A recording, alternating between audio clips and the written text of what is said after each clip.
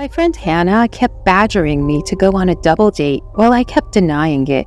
Her pleading eyes bore into mine, making it incredibly difficult to say no. However, I remained resolute in my decision that blind dates were not my thing. The thought of spending an entire evening with a stranger trying to feign interest in their life and hobbies seemed disingenuous and uncomfortable. Despite Hannah's best efforts to persuade me, I declined her requests. But when I listened to her proposition, I couldn't help but feel a surge of anticipation. "What if I buy you Taylor Swift's concert ticket?" she asked coyly, her eyes sparkling with mischief. I hesitated momentarily, knowing the tickets had been sold out for quite some time. "You can't. I already checked multiple times. They're completely sold out," I replied, trying to keep my disappointment at bay. But her smile widened, and I couldn't help but feel intrigued. "What if I told you that I know someone who has the ticket but can't make it for some reason?" she teased, twirling a strand of hair around her finger. My heart raced at the thought of finally seeing Taylor Swift live. "Are you serious?" I asked, my excitement barely contained. "You bet, but you'll only get it after the date," she added, her smile beaming. I nodded eagerly, feeling grateful. I've been a Swiftie since I first heard her song "You Belong With Me" at 11. Since then, I've been dreaming of seeing her, so going on a blind date to get a ticket to one of her concerts seemed like a small price. I thought it should be easy to pretend interested and politely decline any further date, but I was still nervous. I had a compelling reason to steer clear of blind dates due to an unpleasant experience in the past, which left me feeling incredibly uneasy about this one too. However, my adoration for Taylor Swift outweighed my nerves, prompting me to proceed with the plan. I took solace that I wouldn't be alone this time, as Hannah would accompany me, hoping everything would go smoothly and without a hitch. Hannah called me courteously the following morning to remind me about our scheduled date. She cordially requested that I dress up elegantly and not wear a hoodie. It seemed like she had premonitions because I had initially planned on wearing my favorite yellow hoodie along with my cargo pants. However, Hannah loved dressing up, even just for a quick trip to the grocery store. Therefore, I wasn't taken aback when she expressed her concerns about my casual attire. As the date was scheduled for the evening, I spent my day indulging in leisurely activities such as playing games and browsing social media until I received a call from her inquiring about my preparedness. Upon checking the clock, I realized I still had half an hour left, so I hurriedly searched my wardrobe for a suitable outfit. However, since my wardrobe was primarily composed of pants and other casual attire, finding an appropriate dress proved challenging. After exploring various options, my eyes finally rested on a silver dress that Hannah had gifted me on my last birthday. It had been tucked away in my closet ever since. Without further delay, I grabbed the dress and hastened to the bathroom to get dressed. Hannah's eyes met mine as I entered the restaurant, and she let out a chuckle that irritated me even more than the restrictive, uncomfortable dress I wore. I couldn't fathom how she managed to breathe in her outfit. "Why don't you dress like that more often?" she quipped. I rolled my eyes and sat beside her, asking, "So where are our supposed dates?" "They just went to order something for us," she responded, glancing at a text message on her phone. I also took out my phone, and as I was idly scrolling through Instagram on my phone, the sound of someone clearing their throat caught my attention. I looked up to see hypnotic dark green eyes staring directly into mine.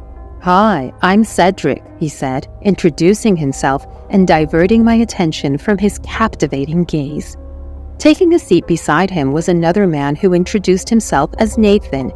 Hannah leaned in and whispered to me about making conversations with Nathan, making me realize that Cedric was the one who was her crush. Although I was initially uncomfortable, my main objective was to secure the ticket, so I engaged in conversation with my date. Midway through the dinner, Hannah discreetly informed me that she intended to go to Nathan's place, then promptly left me to fend for myself. It was disheartening that she would leave me alone, knowing my apprehension towards unfamiliar individuals. Nevertheless, Nathan remained fixated on his meal, and fortunately, I was not subjected to any discomforting behavior. After a lengthy silence, I mustered the courage to break the ice. "So, you're friends with Cedric?" I inquired. To my surprise, he responded with a curt "no." His answer perplexed me, and I couldn't help but ask, "Then why are you here?" His expression mirrored my confusion as he replied, "I'm a friend of Hannah's. She confided in me that she felt uneasy about this blind date and insisted I come along. Pardon me for asking, but aren't you Cedric's sister?" It suddenly dawned that Hannah had misled me and arranged this meeting under pretenses. Why would she claim I was Cedric's sibling? And more importantly, why would she drag me into this situation if my presence wasn't necessary? Without a second thought, I swiftly punched in her phone number, desperate to get to the bottom of the situation. After what felt like an eternity, she finally picked up on the fifth ring, and my emotions erupted in rage. "What in the world is going on?" I yelled into the receiver. "You better tell me the truth, or else you'll regret it." "I'm sorry, Aurora. I lied to Cedric about hanging out with my friends so that I could get closer to him.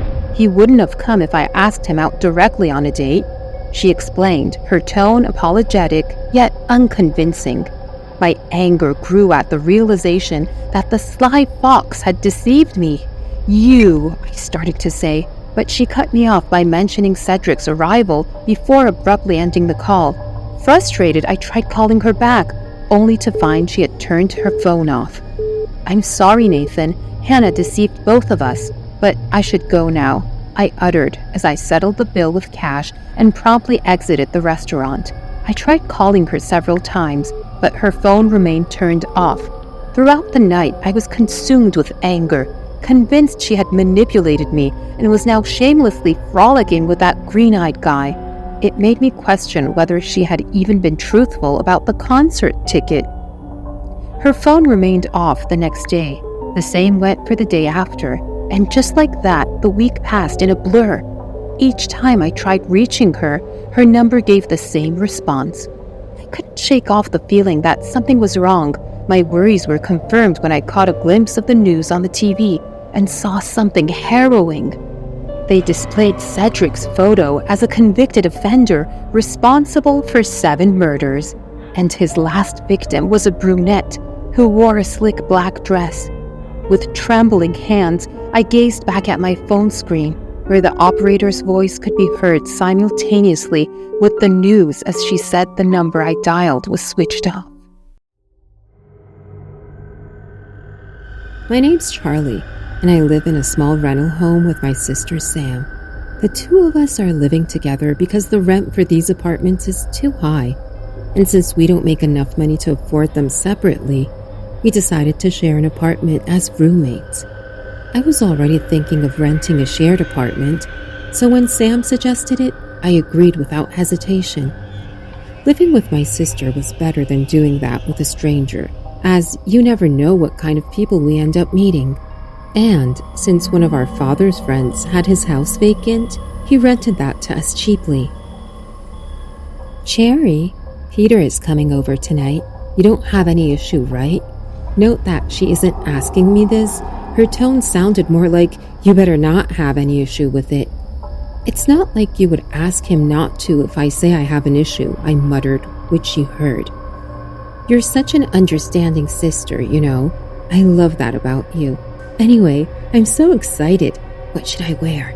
She said all this cheerfully, only to annoy me more. "Why can't you get banged at his place? Why do you do this here? And make this awkward for me?" I asked, raising my voice so that it can reach her ears, since she must be in her room by now. "No can do. Besides, I feel uncomfortable with his roommate there. Have you seen his eyes? It's like he's looking into your soul."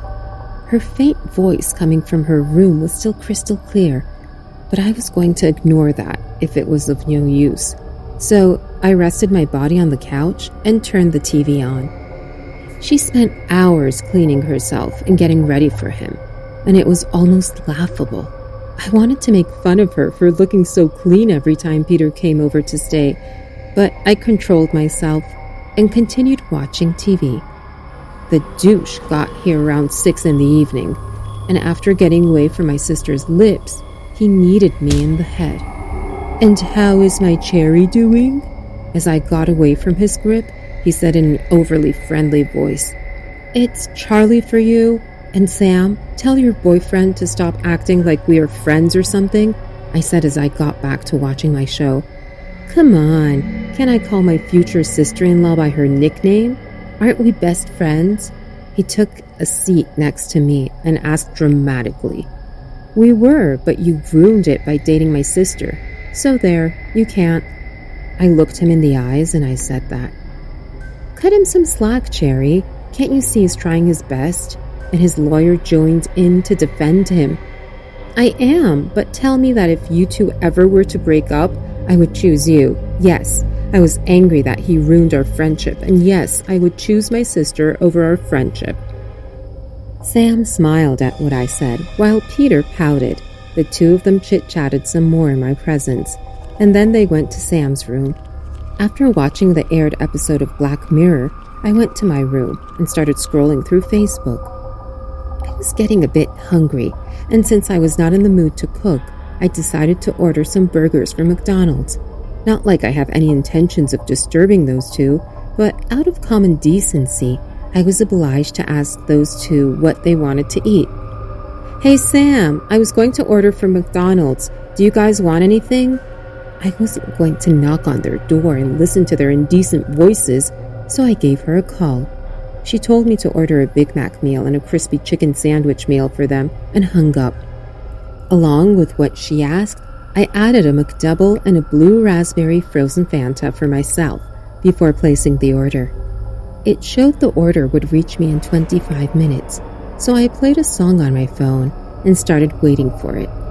About 15 minutes passed, and thinking about closing the curtains, I went near the window when I saw a man standing outside the front porch looking in the direction of my bedroom. He wasn't wearing any McDonald's uniform, nor was he holding any package, so clearly he wasn't here to make a delivery or something. But I still opened the app to check if the delivery guy was here, and it showed he was 7 minutes away from my place. I quickly closed the curtains and went back to my bed in a panicked state. It felt creepy that a weird man would just stand outside someone's house and stare at it. What if he was a murderer or a thief?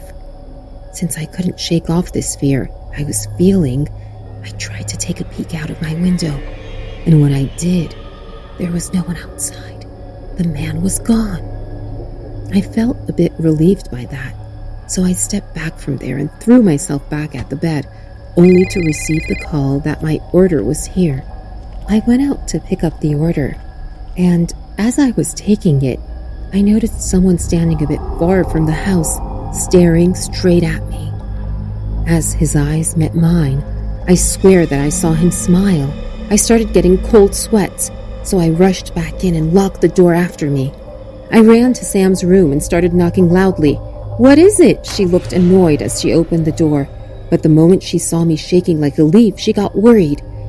After I told them about the man, Peter went out to check. But even after looking everywhere, he didn't see anyone. I was scared, but I didn't want to disturb the two of them any more than I had, so I handed them the package and went straight to my room. The feeling that if I look outside the window, he would still be there looking at my bedroom window kept me anxious all night. But eventually, I fell asleep. He never showed up again after that, but still, that night remained a horrible memory in my mind, along with some unanswered questions. Who was that man? And what was he doing there? Was he some creep who was doing nothing but staring at someone's house?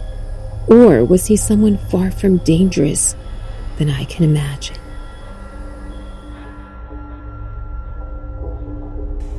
Hey guys, thanks so much for all the support. If you haven't subscribed to the channel yet, please feel free to do so.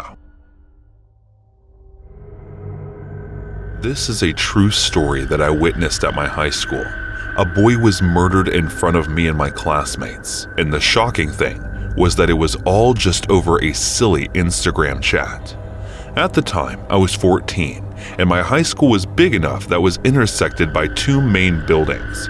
The intersection point was a cafeteria where all the students used to go during lunchtime. I was a normal guy at school who was miles and miles away from those who marked themselves as the boss of the school, basically backbenchers of our class. It was a normal day, and I was waiting for my friend in the cafeteria as it was lunchtime. Suddenly, I heard a little commotion straight in the hallway. Several students went running in that direction after listening to the whole commotion, but I stayed there and ignored it, as we had frequent verbal and sometimes violent fights at my school, and I was weary of it that it would all be silent in a few minutes after some verbal argument. As far as I could understand from the noise, the fight was over some Instagram chat. My friend came running from the opposite hallway and sat beside me. He knew about all this before. I asked him about the whole matter, and he told me that this fight was a result of a love triangle. A girl was responsible for all this. The two boys were chatting with the same girl on Instagram, and that girl was over smart. She was ditching both of them, and here these fools were beating each other just because of her. Both of them were unaware of the fact that the girl was claiming to be in love with both of them, and here these meatheads were fighting to own her. Till this point, the fight was mostly verbal with some pushes. I could hear both of them shouting and bickering with each other. All of a sudden, the audience became furious and started shouting. All I could hear was a loud scream. Then the crowd quickly dispersed. Some are in this direction, and the rest are in the opposite. There was a lot of screaming and crying, and within a moment, everything was clear. There was no one left in the hall except a single boy who was lying on the floor and screaming in pain. I wondered what could have happened. My friend who was sitting with me stopped someone and asked why everyone started running all of a sudden. At that moment, we came to know that one of the boys who was arguing suddenly pulled out a knife from his pocket and stabbed the other one and again in his chest. We both were shocked to know that what we were assuming to be a verbal argument turned out to be a violent one. We stood up from the chair and ran to see the scene. We saw the boy lying on the floor, and there were stab wounds on his abdomen area, chest, and near the neck area also. Until we reached there were bloodstains all over his body and the walls also. What I believe was the most horrible was the pool of blood around that boy, which covered the floor as well. We both were scared after watching blood all over there. We knew he was losing too much blood and needed instant help, but it was like we were frozen in that particular spot, and no matter how hard we tried, we couldn't move a foot. Fortunately, some teachers came running for his help and called the ambulance, but till now, he was almost non-responsive. Other than the initial screamings, there was no sound coming from him now. He needed urgent treatment, and it seemed like the ambulance was taking an eternity to arrive. After about half an hour, they finally arrived, and the boy was taken for emergency treatment. Afterward, the cop also came. I think someone from the school must have called them. The boy who did all this was hiding on the terrace, but he was held by the cops for juvenile detention. The next day, I got the news from my friend that the boy who was stabbed died. After 2 months, I went to another town far away to attend college and never listened about that case. As I think about that incident now, it was like a nightmare, like being in the theater and watching a movie where the killer went on a rampage and killed someone.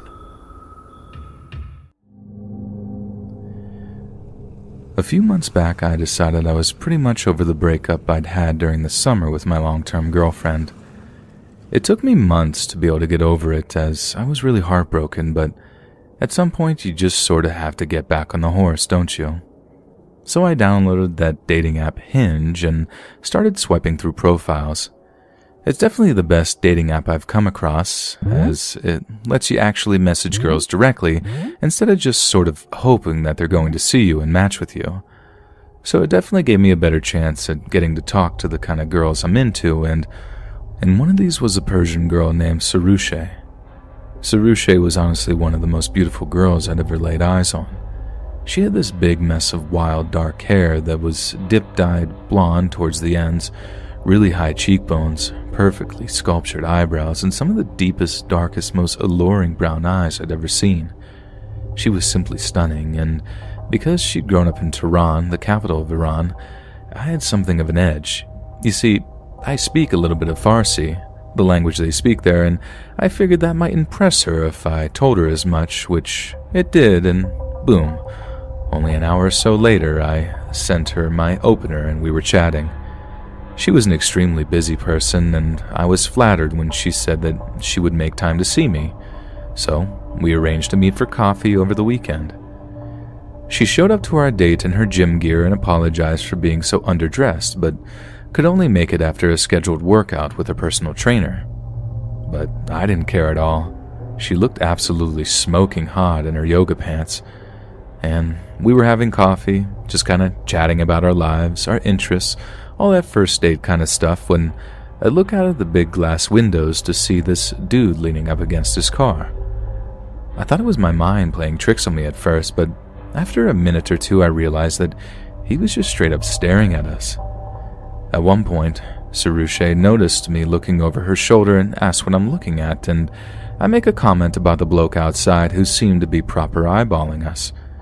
She then turns around, looking over her shoulder, then spins back with this terrified look on her face before saying something like, we have to leave, now. I'm all like, why? Do you know that fella? And she denies knowing him, but I'm not a dope. I knew what the score was, like straight away. Either it was a controlling family member or something, or it was a psycho ex-boyfriend. I figured all he'd do was follow us to try and be intimidating or something, but I never imagined he'd actually lay hands on me, and the way that he did it absolutely scared the soil out of me.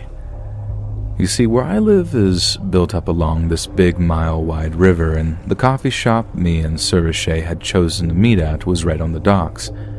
So we're walking along the city's promenade when the guy cornered me, grabbed me by the throat, and started pushing me backwards so my back was leaning over the rails. I tried to get him off, but this bloke was an absolute unit, and as much as I tried, there was no getting him off of me. And the thing about the river where I live is that it's got a really, really strong current. Like if you fall off of a boat and were over the side of the prom, you can be in serious trouble as the current will suck you under the water, drown you, and then just drag you out into the Irish Sea. So the whole time he's threatening me, telling me to leave Sarushe alone, all this big macho masculine stuff. Sarushe is smacking him around the head, telling him to get off me, and all the while I'm thinking, if I go over the edge here, I'm a dead man. And I don't think he had any idea of it either. Like it didn't sound like he was from our city, as we have a very particular accent, which he just didn't have. So he was probably thinking he could lash me in the water and embarrass me a wee bit, and I'd just be fine, but I'm telling you now, I wouldn't have been, and he'd have been done for manslaughter. But thank God, he didn't throw me over the railings, he just sort of backed off and headed back the way that he'd come after he'd blown off a little bit of steam. I mean, the girl was gorgeous. I don't blame him for being a bit sore after a breakup or jealous of another lad, but Jesus Christ, if he'd been angrier, if he'd have lost his cool, really lost control, I legit wouldn't be here typing this. I'd be floating in the Irish Sea somewhere, maybe washing up as a rotten corpse on the beach in County Cork, all because of some idiot getting a bit jealous.